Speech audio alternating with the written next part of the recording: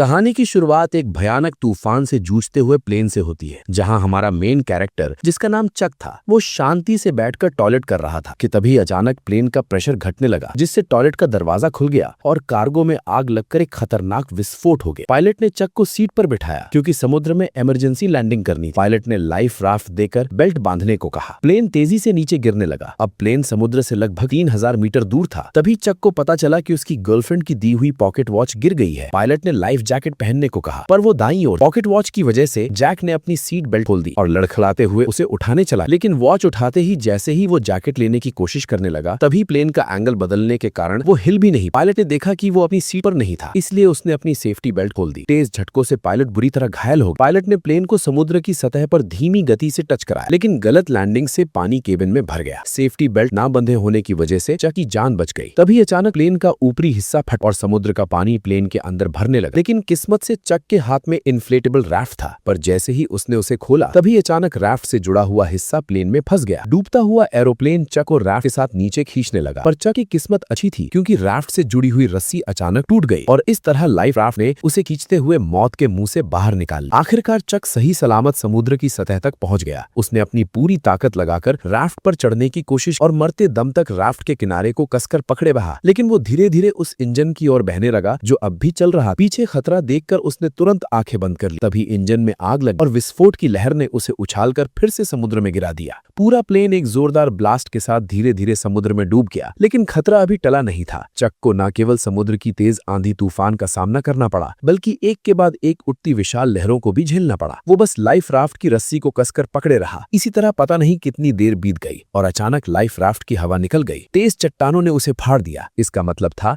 कि वो आखिरकार किनारे पर पहुंच गया था। वो अपनी आखिरी ताकत जुटाकर लाइफ राफ्ट को घसीटते हुए किनारे तक लाया। अगली सुबह जब धूप उसके चेहरे पर पड़ी, तब उसे महसूस हुआ कि वो जिंदा है और छोटे से आइलैंड पर बहकर आ गया है। लेकिन मौत के मुंह से बच निकलने के बाद भी उसे कोई राहत नहीं मिली, क्योंकि वो नहीं जानता था कि इस अनजान जगह पर उसे कौन कौन सी खतरनाक चीजों का सामना करना पड़ेगा। वो चलते चलते प्लेन से बिखरी हुई चीजें उठाता गया और आइलैंड के अंदर अपने ही जैसे लोगों की खोज शुरू कर दी। लेकिन जब उसने चारों ओर नजर डाली तो उसका स्वागत केवल कभी खत्म न होने वाले सन्नाटे ने किया। इससे ये साफ था कि वो एक ऐसे आइलैंड पर फंस चुका था जो दुनिया के नक्शे पर भी नहीं। कोई है यहाँ फंसकर मर ना जाए, इसलिए उसने खुद को बचाने के लिए तरह तरह के उपाय सोचने शुरू कर दिए। लेकिन इस समय उसके पास समुद्र तट पर हेल्प का निशान लिखने के अलावा कोई कारगर तरीका नहीं था। जल्द ही रात का अंधेरा छा गया और वो अब भी उम्मीद कर रहा था कि कोई गुजरती हुई नाव उसे देख ले। लेकिन जैसे जैसे रात होती गई, उसकी उम्मीदें भी धीरे धीरे चारों ओर के सन्नाटे की वजह से डर में बदलती गई। वो जंगल के बेहद खतरनाक जीवों की आवाज सुनकर लगातार डर से कांपता रहा। अगले दिन उसने इकट्ठा की गई चीजों से एक काम चलाऊ रेस्टिंग प्लेस बनाया और प्लेन से निकले सामान की जांच शुरू कर दी। अब उसके पास उसकी गर्लफ्रेंड द्वारा दी गई एक पॉकेट वॉच के अलावा और कुछ भी काम का नहीं बचा था। अपनी गर्लफ्रेंड के साथ बिताए पलों को सोचते हुए उसे इस प्लेन में आने का और भी ज्यादा पछतावा। दरअसल केली के बिजनेस ट्रिप पर जाने से पहले उसने चक को एक पॉकेट वॉच दी थी ताकि क्रिसमस पर लौटते ही दोनों एक दूसरे से शादी कर ले। लेकिन एक अचानक हुई विमान दुर्घटना ने इस शादी को यहीं पर रोक दिया। जब उसके सभी फैमिली मेंबर ये मान चुके थे कि चक इस हादसे में मारा गया है, तब भी वो जिद के साथ जिंदा रहा। लेकिन इस सुनसान आइलैंड पर खाना पीना बहुत बड़ी मुसीबत बन गया था और चक कब तक टिक पाएगा ये भी किसी को पता नहीं था। उसने अपनी कंपनी के बहुत से पार्सल वापस इकट्ठा किए, लेकिन उसने उन्हें खोलने का फैसला नहीं किया क्योंकि ये उसके लिए उसके काम की ईमानदारी थी। चाहे वो अनजान टापू पर ही क्यों ना फंसा हो, पर वो अब भी ग्राहकों के भरोसे को तोड़ना नहीं चाहता था। कल जो उसने समुद्र तट पर हेल्प के साइन बनाए थे, वे भी समुद्र की लहरों से कब के मिट चुके थे। उसे कुछ खराब लकड़ियों का इस्तेमाल करके फिर से हेल्प लिखना पड़ा। धीरे धीरे चक के मन में जिंदा रहने की चाह और भी बढ़ती जा रही थी। उसे पता था कि अगर यहाँ से निकलना है तो हर हाल में जिंदा रहना होगा। लेकिन इस वीरान छोटे टापू पर सख्त नारियल के अलावा उसे खाने लायक कुछ भी नहीं मिला और क्योंकि उसके पास नारियल खोलने का कोई औजार नहीं था, इसलिए नारियल खोलना भी उसके लिए बेहद मुश्किल काम बन गया था। फिर उसने एक धारदार पत्थर से आखिरकार नारियल को फोड़ दिया और उसके पानी का स्वाद लेने लगा, जो उस पल उसके लिए अमृत जैसा था।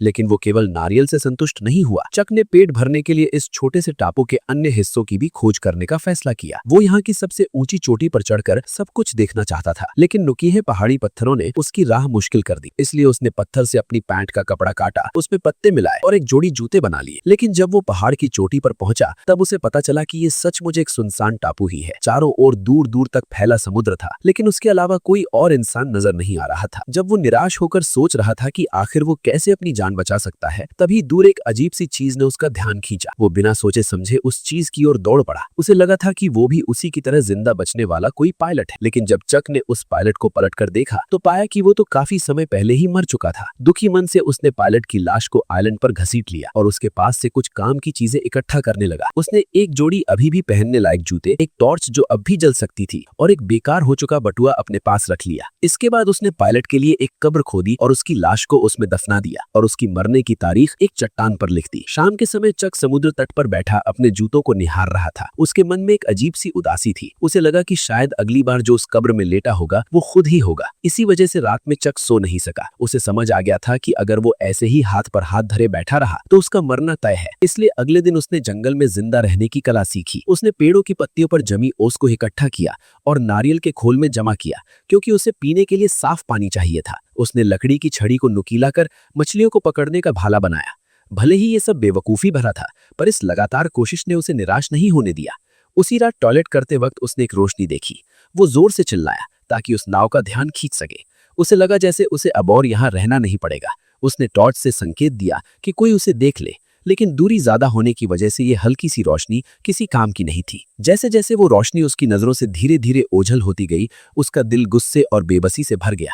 इसलिए अगली सुबह सूरज निकलते ही वो बेसब्री से फटी राफ्ट लेकर उस जहाज की दिशा में बढ़ चला, क्योंकि ये उसके कई हफ्तों की कोशिशों के बाद मिली एकमात्र बच निकलने की उम्मीद थी। वो इसे यूं ही खोने को हरगिज तैयार नहीं था। हालांकि वो जैसे तैसे समुद्र को पार करना चाहता था, लेकिन वो बार बार लहरों की मार के आगे हार जाता था। उसने अनगिनत बार हिम्मत दिखाई, लेकिन हर बार समुद्र की लहरों ने उसे पीछे धकेल दिया। लेकिन फिर भी वो हार मानने को तैयार नहीं था। उसने बहुत कोशिश की, लेकिन आखिरकार समुद्र की लहरों ने उसे अपने अंदर समा लिया। पानी के अंदर पहुंचते ही अचानक उसकी जांग एक नुकीले समुद्री पत्थर से टकरा गई और एक तेज दर्द ने चक की जांग को खूनम खून कर दिया। इस वक्त उसमें अब और आगे बढ़ने की ताकत नहीं बची थी। वो बस टूटी फूटी राफ्ट को घसीटते हुए बुरी हालत में किनारे लौट आया। शाम के समय अचानक आसमान में तेज आंधी और मूसलाधार बारिश शुरू हो गई, जिससे पहले से ही घायल चक की मुसीबतें और बढ़ गईं। वो राफ्ट की मदद से केवल कंपनी के सामानों को ही ढक सका। फिर वो बारिश से बचने के लिए खून से बहती टांग के साथ कोई और जगह ढूंढने लगा। तभी उसे एक छोटी सी गुफा मिल गई और खुद को होश में रखने के लिए उसने कुछ घूंट गंदा बारिश का पानी पी लिया। लगभग पूरी तरह थक जाने के साथ उसका घायल शरीर अब और सहन नहीं कर सका और वो जमीन पर बेहोश हो गया। उसके पीछे रखी टॉर्च की बैटरी खत्म होते ही वो भी अंधेरे में डूब गई। अगले दिन चक फिर से तेज दर्द के साथ जागा। उसकी टांग के घाव में कीड़े लगने के लक्षण दिखाई दे रहे थे। इस सुनसान जगह पर अगर इसका इलाज ना हुआ तो उसे और भी बड़े खतरे का सामना करना पड़ेगा। जिंदा रहने की थोड़ी सी भी उम्मीद पाने के लिए उसे अपने मन की जिद छोड़नी पड़ी और उसने उन पार्सलों को खोलने का फैसला किया। पैकेजों में उसे 1 दर्जन वीडियो टेप, एक गिफ्ट की तरह सजाया गया वॉलीबॉल, एक सुंदर महिला की लंबी ड्रेस और सबसे स्टाइलिश दिखने वाली एक जोड़ी स्केट्स मिले। लेकिन आखिरी पार्सल को उसने खोलने का फैसला नहीं किया। शायद इसलिए कि वो निराश नहीं होना चाहता था, या शायद इसलिए कि वो अपने लिए एक उम्मीद बचाकर रखना चाहता था। उसने पार्सल की पैकिंग में इस्तेमाल हुए फोम को अपने घाव पर लगाया। फिर जूतों के फीते खोलकर उसने उनसे काम चलाऊ पट्टी बांधी। जूतों के ब्लेड उसके सबसे काम आने वाले औजार बन गए और लंबी ड्रेस की काली जाली से उसने एक आसान मछली पकड़ने का जाल बना लिया। मछली पकड़ने के औजार की मदद से कई दिनों बाद वो आखिरकार पहली बार पेट भर खाना खा सका। कच्चा खाना निगलना मुश्किल ना हो, इसके लिए चक ने लकड़ी रगड़कर आग जलाने का फैसला किया। लेकिन भले ही उसने सुबह से लेकर शाम तक और फिर शाम से लेकर अगली सुबह तक लगातार कोशिश की, पर फिर भी उसके मन में जो छोटी सी चिंगारी थी वो उसकी उम्मीद के मुताबिक आग नहीं बन सकी। जब उसके दोनों हाथ रगड़ते रगड़ते छिल गए तब उनसे ताजा खून बहने लगा, जिससे चक का गुस्सा फूट पड़ा। आइलैंड की मुश्किल जिंदगी और पुरानी चोटों ने उसे पूरी तरह तोड़ दिया था। चक ने किनारे बैठकर अपने घावों को पानी से साफ किया और तेज दर्द ने उसे परेशानी का एहसास फिर से करा दिया। अब उसके लिए जिंदा रहना एक ऐसा सवाल था जिससे वो भाग नहीं सकता था। अभी अभी गुस्से में फेंकी गई वॉलीबॉल उसके पैरों के पास पड़ी थी, जिस पर उसकी ताजा लाल हथेली के निशान बहुत ही चमकदार दिख रहे थे। तभी उसके दिमाग में एक अजीब ख्याल आया। उसने अपनी लार से हथेली के निशान पर 2 आंखें और ऊपर हल्की सी मुस्कान बना दी। अब वो वॉलीबॉल एक इंसान के चेहरे जैसी लगने लगी। शायद बहुत ज्यादा अकेले रहने के कारण उसने तय किया कि वो इस चेहरे को अपना दोस्त बना लेगा। उसने वॉलीबॉल का नाम विल्सन रखा और उसे अपने पास रख लिया ताकि वो उसकी जिंदगी में उसका साथ दे सके। ये दृश्य थोड़ा अजीब जरूर था, लेकिन कम से कम उसे अकेला होना महसूस नहीं हुआ। विल्सन की निगरानी में चक को जैसे फिर से पूरी ताकत मिल गई। जैसे जैसे वो तेजी से लकड़ी को घिसता गया, लकड़ी के टुकड़ों के बीच सचमुच चिंगारी निकल आई। जलती आग को देखकर चक बहुत खुश हो गया, जैसे उसने कोई बड़ी जंग जीत ली हो। ये आग उसके लिए खाना पकाने की अच्छी स्कीम होने के साथ अपने यहाँ होने का सिग्नल भेजने की भी अच्छी जुगाड़ थी। रात में वो खाते हुए विल्सन से अपनी अपनी हालत पर बात करता है। उसकी कैलकुलेशन के हिसाब से वो अब लगभग 4000 मील से भी अधिक दूर निकल आया था। यानी अगर वो चाहे कि कोई उसे ढूंढ ले तो उसके मिलने की संभावना लगभग नामुमकिन थी। लेकिन अब चक के पास कोई रास्ता नहीं था। वो बस खुद को मजबूत कर जिंदा रहने की कोशिश करता रहा। कच्चा खाना खाने और गंदगी से उसके खराब दांत सूजकर इन्फेक्टेड हो गए। आखिरकार असहनीय दर्द के कारण उसने ठान लिया कि वो अपने दांत को निकाल देगा। उसने एक हाथ में स्केट वाली छुरी दांत पर टिकाई और दूसरे हाथ में पत्थर लिया। उसने सोचा कि लंबे दर्द से बेहतर है एक बार का दर्द। फिर उसने जोर से वार कर दिया। जंगल में जिंदा रहने में एक्सपर्ट होने के बाद भी उसकी आंखों में अब वो चमक नहीं रही थी। 4 सालों के अंदर चक अब एक जंगली आदमी बन गया था। हालांकि मछली पकड़ने में माहिर होने से उसे मांस की कमी नहीं थी, लेकिन उसकी आंखों में पहले जैसी जीने की गुंजाइश गायब हो चुकी थी। अब वो बच निकलने की कोई उम्मीद नहीं रखता था और हर दिन का जिंदा रहना बस उसके अकेलेपन का एक और दिन था। पर कुछ समय बाद उसे चट्टान के किनारे से एक टिन का टुकड़ा मिला और वो उसे समुद्र तट पर ले आया। लेकिन जैसे ही समुद्री हवा ने उस टिन के टुकड़े को गिरा दिया, तभी अचानक उसके दिमाग में एक आइडिया आया। अगर वो इसका इस्तेमाल समुद्र की लहरों को चीरने के लिए कर सके तो शायद सच में उसके पास इस जगह से निकलने का मौका हो सकता है। ये आइडिया आते ही उसने एक पल और इंतजार नहीं किया। उसे इस सुनसान टापू से जल्द निकलना था। चक तुरंत हरकत में आ गया। सबसे पहले उसे एक नाव बनानी थी। उसने बहुत सारी टहनियां इकट्ठा की और उन्हें एक साथ रखा। फिर जंगली रस्सियों का इस्तेमाल किया और सबको एक साथ बांध लिया। यहाँ तक कि बेकार वीडियो टेप को भी रस्सी बना लिया। अब चक की मेंटल स्टेट बिगड़ने लगी थी। उसे लगने लगा कि विल्सन उसे देख रहा है और उसे जाने नहीं देता। इसी वजह से उस रात वो विल्सन से झगड़ पड़ा। मैं अपनी पूरी जिंदगी तुमसे बात नहीं कर सकता, सुना तुमने? 2 टके के वॉलीबॉल। फिर उसने गुस्से में अपने 4 साल पुराने दोस्त को एक लात मारकर दूर फेंक दिया। लेकिन जब वो कुछ देर बाद शांत हुआ तो उसे अपने दोस्त विल्सन के लिए गहरा पछतावा। इसलिए वो रात के अंधेरे में विल्सन को ढूंढने निकल पड़ा और प्यार से उसके चेहरे पर फिर से रंग लगा दिया। हर दिन इसी तरह बीतता गया और चक की लकड़ी की नाव भी बनकर तैयार हो गई। उसने जाने के लिए सारी चीजें तैयार कर ली थी। अब बस सही दिशा की हवा का इंतजार था ताकि वो अपनी नाव को समुद्र में उतार सके। उसने अपने यहाँ फंसे होने का साइन भी छोड़ दिया था। उसने 10,500 से भी ज्यादा दिनों तक इस बेरहम टापू पर फंसे रहने का वर्ल्ड रिकॉर्ड बना दिया था। जब वो आखिरी अक्षर उकेड़ रहा था तभी अचानक हवा उस दिशा में चलने लगी जहां चक चाहता था। उसने एक्साइटेड होकर नाव को समुद्र की ओर धकेल दिया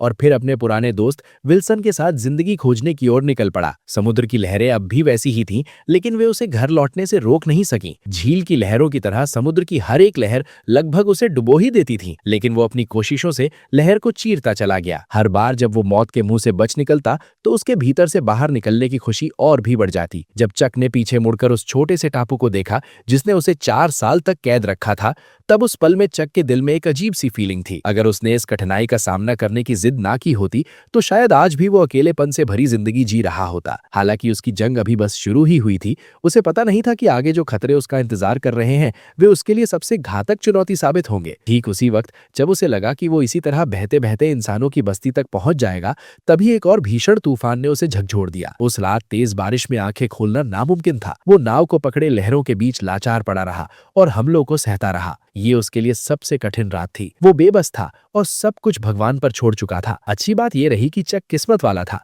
उस रात की भीषण आंधी तूफान भी उसे अपने साथ नहीं ले जा सकी, लेकिन उसकी नाव को भारी नुकसान पहुंचा था। और सबसे अहम बात यह थी कि उसका पुराना दोस्त भी रस्सी ढीली हो जाने के कारण नाव से अलग हो चुका था। जब उसे इसका एहसास हुआ तब तक विल्सन समुद्र की लहरों के साथ बहुत दूर बह चुका था। वो उसका इकलौता साथी था जिससे वो दिल की बातें करता था। भले ही वो सिर्फ एक वॉलीबॉल था, लेकिन वही उसका एकमात्र सहारा था। वो सब कुछ भूलकर समुद्र में कूद पड़ा और उसे बचाने की कोशिश करने लगा, लेकिन दूरी बहुत ज्यादा थी और गहरा समुद्र उसे बार बार डरा रहा था। एक तरफ उसकी जान बचाने वाली नाव थी और दूसरी तरफ उसका 4 साल का सहारा विल्सन। लेकिन अब उसके पास कोई और चारा नहीं था। वो बस अपनी आंखों के सामने अपने पुराने दोस्त को दूर जाते हुए देखता रहा। विल्सन, मुझे माफ कर देना। इस तरह उसने अपना इकलौता दोस्त खो दिया और एक बार फिर अकेलापन और बेबसी ने उसे पूरी तरह घेर लिया। लगभग पूरी तरह से टूट चुकी लकड़ी की नाव को देखते हुए और चारों ओर फैले समुद्र को निहारते हुए इस पल चक को बहुत अच्छी तरह समझ आ गया कि वो अब कभी भी अपने घर वापस नहीं जा सकेगा। जिस वजह से जो उसके भीतर जीने की इच्छा अभी अभी जगी थी वो पूरी तरह टूट गई। आखिरकार उसने नाव का चप्पू भी फेंक दिया और तय कर लिया कि अब वो बस चुपचाप इंतजार करेगा कि समुद्र जल्द से जल्द उसे निगल जाए। ठीक उसी समय जब चक ने मौत का सामना करने के लिए खुद को तैयार किया, तभी एक ऐसी सीटी की आवाज गूंज उठी जिसे उसने सिर्फ अपने सपनों में ही सुना था। वो उम्मीद खोए हुए अपनी आखिरी ताकत जुटाकर मुड़ा और देखा कि एक विशाल मालवाहक जहाज उसके सामने तैर रहा था। तभी जहाज में मौजूद सभी लोगों ने चक को भी देख लिया और इस तरह कई सालों की कठिनाइयों के बाद चक आखिरकार फिर से प्लेन में बैठकर अपने घर लौट आया। उसकी सही सलामत जिंदा लौट आने की कहानी ने उसे पूरे शहर में मशहूर कर दिया। लेकिन चक को इन सब बातों से कोई फर्क नहीं पड़ता था। वो बस अपनी गर्लफ्रेंड से मिलना मिलना चाहता था जिसे उसने 4 साल से नहीं देखा था। लेकिन जब उसकी गर्लफ्रेंड की बजाय एक आदमी दरवाजा खोलकर सामने आया तो वो हैरान रह गया। उस आदमी ने चक से कहा, मैं कैली का हस्बैंड हूँ, जेरी लविट। तब उसे पता चला कि जिसे वो याद करता रहा वो अब शादीशुदा थी और एक बच्चे की माँ बन चुकी थी। कैली का हस्बैंड चक को शांत करते हुए अपनी पत्नी का बचाव कर रहा था। शायद तुम्हें उसे थोड़ा और वक्त देना चाहिए, इतना कहकर वो वहां से चला गया। कैली को रोते देख चक उसकी हालत समझ गया। वो समझ गया उसकी कोई गलती नहीं थी। चक भी शायद वही करता। उस रात कंपनी ने स्वागत में समुद्री जानवरों की दावत दी। मेज पर रखी स्वादिष्ट मछलियां और बड़े केकड़े देखकर उस पल चक ने कुछ अजीब महसूस किया। उसके मन में उस आइलैंड की यादें थी, क्योंकि टापू पर उबाऊ लगने वाले केकड़े और मछलियां यहाँ लजीज खाना बन गई थी। अगले दिन चक ने उस पार्सल को मंजिल तक पहुंचाया जिसे उसने टापू पर खोला नहीं था, और एक थैंक्स लेटर भी दिया। उसने आभार जताया कि इसी पैकेज ने उसकी जान बचाई है। उस अजीब से पार्सल में क्या था जो इतने लंबे समय तक उसका साथी रहा, ये जानने के लिए उसने उसे कभी नहीं खोला।